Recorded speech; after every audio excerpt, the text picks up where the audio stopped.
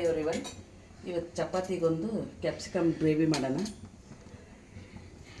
First ಈ ಥರ ಸಣ್ಣಕ್ಕೆ ಹೆಚ್ಕೊಂಡು ಒಂದು ಬಾಣಲಿಗೆ ಎಣ್ಣೆ ಕಾಯಕ್ಕೆ ಇಟ್ಬಿಟ್ಟು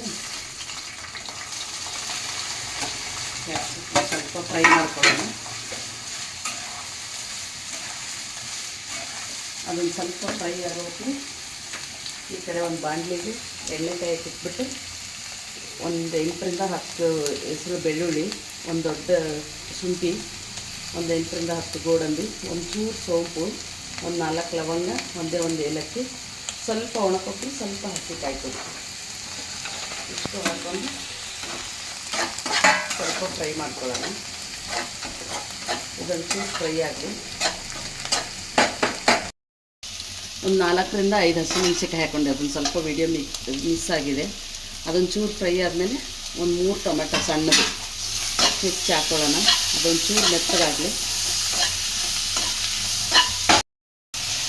ಇದು ಈ ಥರ ಫ್ರೈ ಆಗಲಿ. ಈ ಥರ ನೋಡಿದರೆ ಕಟ್ ಆಗಬೇಕು. ಆ ಥರ ಫ್ರೈ ಆದರೆ ಸಾಕಿದೆ. ಆಫ್ ಮಾಡ್ಕೊಳ್ಳೋಣ. ಇದು ಇವಾಗ ಆಗಿದೆ. ಆಫ್ ಮಾಡ್ಕೊಳ್ಳೋಣ. ತಣ್ಣಗಾದ್ಮೇಲೆ ರುಬ್ಕೊಬರೋಣ. ಇವಾಗ ಒಂದು ಬಾಣಲಿಗೆ ಸ್ವಲ್ಪ ಎಣ್ಣೆ ಹಾಕ್ಕೊಂಡು ಎಣ್ಣೆ ಕಾದ್ಮೇಲೆ ಒಂದು ಅರ್ಧ ಚಮಚ ಸಾಸಿವೆ, 1 ಚಮಚ ಬಿಳಿ ಎಳ್ಳು, ಒಂಚೂರು ಹುರಿದು ತರಿಯಾಗಿ ಪುಡಿ ಮಾಡ್ಕೊಂಡಿದ್ದೀನಿ.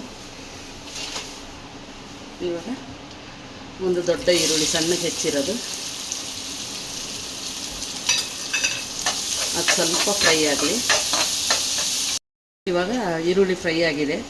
ಇದು ಹುರಿದಿರೋದು ಕಾಯಿ ತುರಿ ಎಲ್ಲ ರುಬ್ಕೊಂಡು ಬಂದಿದ್ದೀನಿ, ಅದು ಹಾಕ್ಕೊಳ್ಳೋಣ. ಇದೊಂಚೂರು ಸ್ವಲ್ಪ ಫ್ರೈ ಮಾಡ್ಕೊಳ್ಳೋಣ. ಇದು ಇವಾಗ ಸೈಡ್ಗೆಲ್ಲ ಎಣ್ಣೆ ಬಿಟ್ಕೊಂಡು ಬರ್ತಾಯಿದೆ. ಇವಾಗ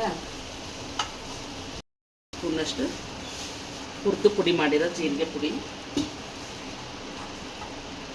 1 ಸ್ಪೂನ್ ಧನಿಯಾ, 1/4 ಸ್ಪೂನಷ್ಟು ಅರಿಶಿನ, 1ರಿಂದ 1.5 ಸ್ಪೂನಷ್ಟು ಅಚ್ಚ ಖಾರದ ಪುಡಿ ಹಾಕಿ ಚೆನ್ನಾಗಿ ಫ್ರೈ ಮಾಡ್ಕೊಳ್ಳೋಣ. ಇವಾಗ 1/4 ಕಪ್ಪಷ್ಟು ಮೊಸರು ಹಾಕ್ಕೊಳ್ಳೋಣ. ಮೊಸರು ಹಾಕ್ಕೊಂಡು ಅದನ್ನು ಸ್ವಲ್ಪ ಚೆನ್ನಾಗಿ ಫ್ರೈ ಮಾಡ್ಕೊಳ್ಳೋಣ. ರುಚಿಗೆ ತಕ್ಕಷ್ಟು ಉಪ್ಪು. ಇವಾಗ ಫ್ರೈ ಮಾಡಿಟ್ಕೊಂಡ್ರೆ ಕ್ಯಾಪ್ಸಿಕಮ್ ಹಾಕ್ಕೊಂಡು ಚೆನ್ನಾಗಿ ಕುದಿಸ್ಕೊಳ್ಳೋಣ. ಇವಾಗ ಇಷ್ಟಾಗಿದೆ.